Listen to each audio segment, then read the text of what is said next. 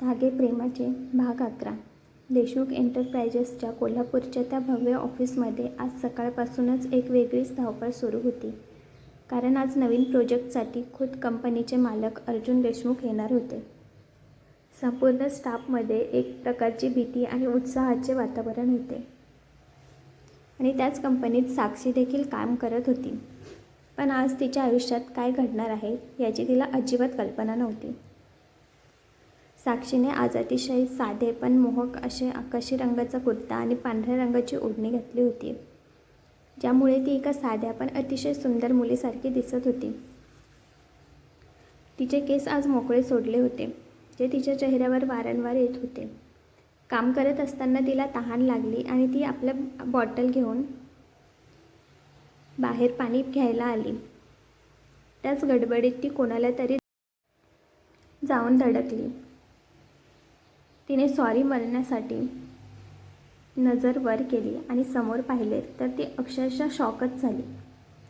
कारण समोर दुसरा तिसरा कोणी नसून सोहम होता, ज्याला ती एवढे दिवस शोधत होती. सोहमला पाहून तिचे डोळे विस्फारले गेले आणि तिच्या मनातील सर्व नियंत्रण सुटले. तिने काहीही विचार न करता भावनांच्या भरात धावत जाऊन सोहमला घट्ट मिठी मारली. सोहमसुद्धा काही क्षणासाठी स्तब्ध झाला, पण लगेच त्यानेही तिला आपल्या मिठीत सामावून घेतले. त्या काही क्षणासाठी ऑफिसमधील सर्व आवाज शांत झाले होते, पण जेव्हा त्यांना जाणीव झाली की ते ऑफिसमध्ये आहेत आणि सर्व कर्मचारी त्यांच्याकडे पाहत आहेत, तेव्हा ते दचकून एकमेकांपासून लांब झाले. साक्षीला स्वतःच्या वागण्याचा प्रचंड संकोच वाटला. तिला वाटले, मी हे काय करून बसले? तो काय विचार करत असेल माझ्याबद्दल? माझं प्रेम आहे हे जरी खरं असलं तरी थेट त्याला मिठी मारणे हे किती चुकीचं होतं. तिला तिची स्वतःचीच लाज वाटत होती. सोहम काहीच न बोलता, कसलाही प्रतिक्रिया न देता तिथून आपल्या केबिनकडे निघून गेला. साक्षीला मात्र वाटले, सोहमला नक्कीच वाईट वाटलं असेल. त्याने किती विचित्र नजरेने माझ्याकडे पाहिले. तिचे मन आता विचारांच्या चक्रात अडकले होते. मी किती वाट बघत होते सोहमची. मला सारखं वाटत होते की सोहम एकदा तरी माझ्या समोर यायला पाहिजे. आणि आज त्याला असं साक्षात समोर बघून मला राहावलंच नाही. पण त्याला नक्कीच चांगलं नसेल वाटलं, म्हणून तो निघून गेला. हे देवा, मी काय करते? किती मूर्खपणा केला मी. काही वेळाने ऑफिसमधील एका कर्मचाऱ्याने साक्षीला आवाज दिला. साक्षी, नवीन बॉसने तुला केबिनमध्ये बोलवलं आहे. साक्षीचा थरकाप उडाला. ती घाबरत केबिनच्या दरवाजापाशी गेली आणि दबक्या आवाजात म्हणाली, मे आय कम इन सर? केबिनच्या आत सोहम आपल्या खुर्चीवर बसला होता, पण त्याची पाठ साक्षीकडे होती. सोहमने गंभीर स्वरात विचारले, मिस साक्षी, तुम्ही विसरलात का की तुम्ही ऑफिसमध्ये आहात? असं कोणालाही जाऊन मिठी मारणं ही कोणती प्रोफेशनल पद्धत आहे? साक्षीला रडू कोसळले. तिला वाटले की सोहमने तिची कंप्लेंट तिच्या बॉसकडे केली आहे आणि आता तिची नोकरी गेली. ती अडखळत म्हणाली, सॉरी सर, चुकून झालं. माझ्या मनावरचं नियंत्रण सुटलं होतं. सोहमने विचारले, चुकून? म्हणजे तुम्ही कोणालाही मिठी मारता का? साक्षी लगेच बोलली, नाही सर, मी कोणालाही नाही मिठी मारत. ज्यांना मिठी मारली त्यांच्यावर माझं प्रेम आहे. सोहम मनातल्या मनात हसला आणि त्याने विचारले, अच्छा, आणि त्यांचं आहे का तुमच्यावर प्रेम? साक्षीने डोळे मिटले आणि म्हणाली, मला नाही माहीत सर, पण मी त्यांची माफी मागेन. तुम्ही प्लीज मला कामावरून काढू नका. मी परत असं नाही वागणार. सोहम म्हणाला, पण त्यांनी सांगितले की तुम्ही परत अशी चूक करा आणि हे त्यांना आवडतं तर? साक्षीने आश्चर्याने वर पाहिले आणि सोहमने अचानक आपली खुर्ची फिरवली. समोर सोहमला पाहून साक्षी शॉक झाली. अरे देवा, म्हणजे सोहमच आमचा बॉस आहे आणि मी यालाच माझ्या प्रेमाबद्दल सांगितलं. तिची अवस्था पाहून सोहम हसला. तो तिच्या जवळ जाऊ लागला तशी साक्षी मागे सरकू लागली.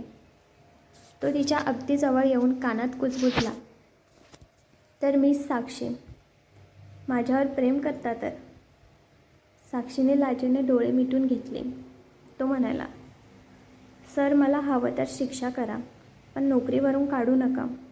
सोहमने तिच्या गालावर हळूच हात फिरवला आणि म्हणाला, तू आज जे केलंस ते नेहमी करावंस असं मला वाटतं. तरच मी तुला माफ करेन. साक्षी शॉक होऊन एकटक त्याच्याकडे बघत राहिली. सोहम पुढे म्हणाला, मिस साक्षी, तू माझं हृदय पहिल्याच भेटीत चोरलं होतंस. मलाही तुला भेटायची ओढ होती, पण तू इथे माझ्या ऑफिसमध्येच असशील हे मला माहिती नव्हतं. शिक्षा तर तुला भोगावीच लागेल, पण ती शिक्षा म्हणजे आता आयुष्यभर माझ्या मिठीत राहायचं. साक्षीच्या डोळ्यात आनंदाश्रू आले आणि ती पुन्हा त्याला घट्ट मिठी मारून म्हणाली, तुम्ही मुद्दाम त्रास दिला ना मला. मी किती मिस केलं तुम्हाला माहिती आहे का.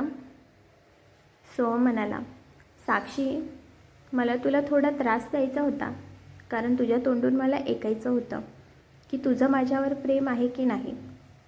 आणि बघ, माझा प्लॅन सक्सेसफुल झाला की नाही. साक्षीने त्याला हलके मारले आणि ती पुन्हा त्याला घट्ट मिठी मारून म्हणाली, आय लव्ह यू सोहम. सोहमसुद्धा मोठ्या प्रेमाने म्हणाला, आय लव्ह यू टू साक्षी. इकडे दुसऱ्या केबिनमध्ये अर्जुन आणि जीविका त्यांच्या नवीन प्रोजेक्टच्या कामात मग्न होते.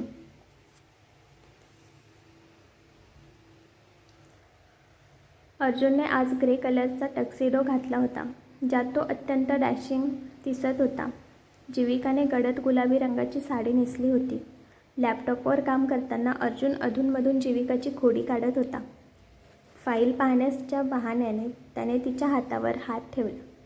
जीविका अजून लाजून म्हणाली, अर्जुन, सगळे बघतील ना, काम करू द्या ना मला.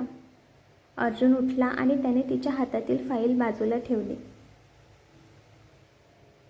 त्याने खोडकरपणे तिला आपल्या जवळ ओढले आणि मांडीवर बसवले.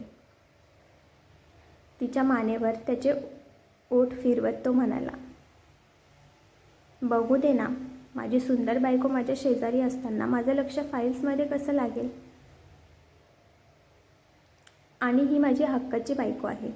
मी कुठेही रोमांस करू शकतो आणि अर्जुन देशमुखला अडवायची हिंमत अजून कोणामध्ये नाही. जीविका हसून म्हणाली, हो, तुम्ही बॉस आहात, पण कामाच्या वेळी कामही महत्त्वाचे आहे ना. अर्जुन तिला घट्ट पकडून म्हणाला, आधी मला किस कर, मग सोडेन. जीविकाने लाजत त्याला एक हलके किस केले आणि तिथून पळून गेली. अर्जुन स्वतःशीच हसत म्हणाला, जीविका, तू खरंच जादू केलीस माझ्यावर.